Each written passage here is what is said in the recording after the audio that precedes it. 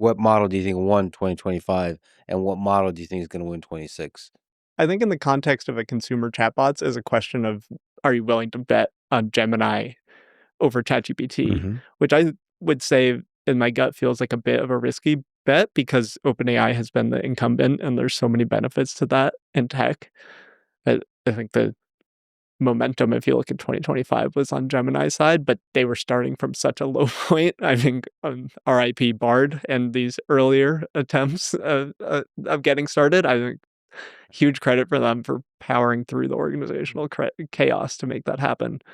But also, it's hard to bet against OpenAI because they always come off as so chaotic, but they're very good at landing things. And I think, like personally, I have very mixed reviews of GPT-5, but I had to have saved them so much money with the headline feature being a router where most users are no longer charging their GPU costs as much. So I think it's very hard to dissociate the things that I like out of models versus the things that are going to actually be a general public differentiator.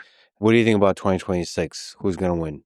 I'll say something, even though it's risky. I will say that I think Gemini will continue to take progress on ChatGPT. I think Google scale when both of these are operating at such extreme scales, and like Google has the ability to separate that research and product a bit better, where you hear so much about OpenAI being chaotic operationally and chasing the high impact thing, which is a very startup culture.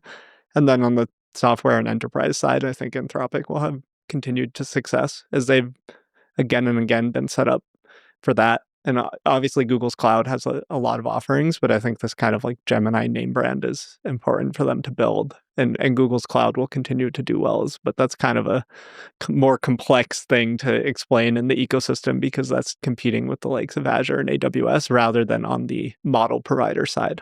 So in infrastructure, you think GPUs give an advantage? Largely because the margin on NVIDIA chips is insane, and Google can develop everything from top to bottom to fit their stack and not have to pay this margin. And they've had a head start in building data centers. So all of these things that have both high lead times and very hard margins on high costs, Google has just kind of a historical advantage there.